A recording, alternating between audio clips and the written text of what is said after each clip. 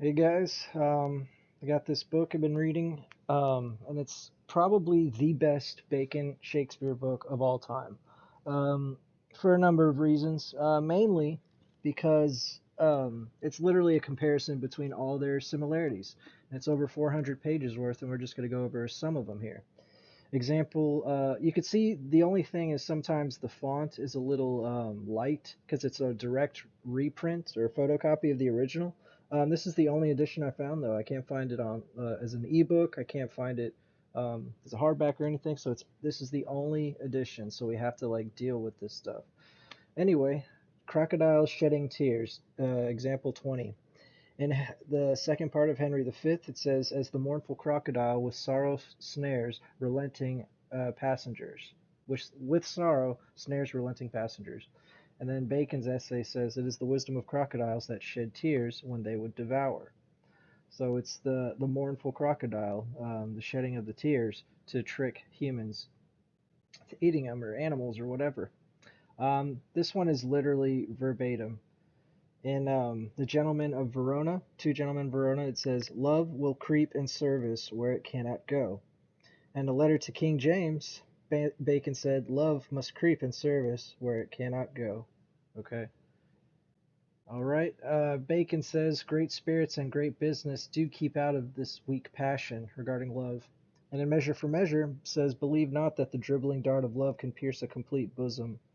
Um, it's kind of interesting because Bacon was mostly single, but he still had a love of his life.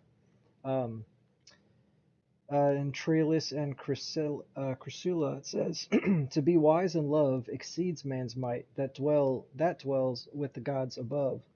And then Bacon says, "It is not granted man to love and be wise." Okay, it's very interesting. The direct quote. Bacon says the world runs on wheels. Shakespeare says the world on wheels. And then again, the third part of the world then is drunk. Would it were all that it might go on wheels. Okay. Virtue is as an heat which is doubled by reflection, says Bacon. And then Shakespeare says, "Man feels not what he owes, but by reflection, as when his virtues, aiming upon others, heat them, and they retort that heat again to the first givers." Okay, and Richard II says, "The tongues of dying men enforce attention, like deep harmony." And Bacon says, "The words which men speak at their death, like the song of the dying swan, have a wonderful effect upon men's minds." And they both misquote Aristotle right here. Shakespeare says, "Young men whom Aristotle thought unfit to hear moral philosophy." And Bacon says, "It is not the opinion of Aristotle worthy to be regarded, wherein he saith that young men are no something auditors of moral philosophy, but is political philosophy that Aristotle was referring to in Nicomachean Ethics, and the error originated with Erasmus, who Bacon is thoroughly acquainted." So yeah, all right, you might have heard JFK say it, but Francis Bacon said it first. "Nothing is fearful but fear itself. Nothing is to be feared but fear itself," twice. And in Shakespeare and Hamlet, "So full of artless jealousy is guilt, it spills itself in fearing to be split." Or it spills itself in fearing to be spilt. You see how the writing is kind of faded out, so we just got to deal with that for now. All right, driving nails. Shakespeare says, "One nail by strength drives out another." Bacon says, "To drive out a nail with a nail." Right there. Shakespeare mentions Galen, the philosopher, quite a bit, and Bacon, of course, says he likes the Galenists as well. All right, let's go to part two here. Bacon says, "Consider the varying chances of war," and in Cymbeline it says, "Consider, sir, the chance of war." As well in Troilus and Cressida, "Now good or bad, 'tis but the chance of war," and Coriolanus, "Thou knowest, great son, the end of war's uncertain." Okay, it's all up to chance. All right, this one here, Shakespeare in the Twelfth Night says, "Policy I hate. I had as I had as lief be a Brownist as a politician." And then Bacon also talks about the Brownists as well, and it's referring to Robert Brown. They're forerunners of the Puritan, and Bacon and Shakespeare both hated them, basically, because it went against the crown, because Bacon was royalty, of course. It's weird how they both share that same opinion, though. All right, and Shakespeare says, "The mortal moon hath her eclipse endured," which is actually referring to Queen Elizabeth, his mother. And then Bacon says, "The queen hath endured a strange eclipse." All right. Hamlet, "Assume a virtue if you have it not." Bacon, whatsoever a want a man hath, he must see that he pretend the virtue that shadoweth it. There you go. Bacon, "The desire of power in excess caused the angels to fall." Shakespeare, "Cromwell, I charge thee, fling away ambition, but that sun fell the angels. By that sun fell the angels." Sorry. Okay. King Lear, "The gods kill us for their sport." Francis Bacon, "As if it were a custom that no mortal should be admitted to the table of the gods, but for sport." All right, Shakespeare, "A good wit will make use of anything." Bacon, "Excellent wits will make use of every little thing." Bam. This is a good one. Shakespeare, "There was never yet a philosopher that could endure the toothache patiently." Francis Bacon, "It is more than a philosopher morally can digest. I esteem it like the pulling out of a tooth." And as once again, "I esteem it like the pulling out of an aching tooth, which I remember when I saw as a child and had little philosophy, I was glad when it was done." It's just an interesting comparison. And now they both compare the monarchy to the bees, having a queen bee. It's kind of interesting. Okay. Shakespeare says, "So doth the greater glory dim the less. A substitute shines brightly as a king, until a king be by, and then hesitate, empties itself as doth an inland brook into the main of waters." Bacon says, "So we see when the two lights do meet, the greater doth darken and drown the less, and when a smaller river runs into a greater, it loseth both the name and steam or stream." That's the double parallelism of light and water, used in the same order and an illustration of the same idea. Good stuff. Here's just some more examples. You can pause, zoom in, and read that stuff if you'd like, or you can buy the book, Amazon. I think it was over 20 bucks, but definitely worth it. Um, okay, Francis Bacon says, "Hope befits not man. It invokes the mind light, frothy, unequal, and wandering. It was an idle fiction of the poets to make hope the antidote of human diseases." That's interesting because Shakespeare actually says this as a character. He says, "The miserable have no other medicine but only hope." Okay.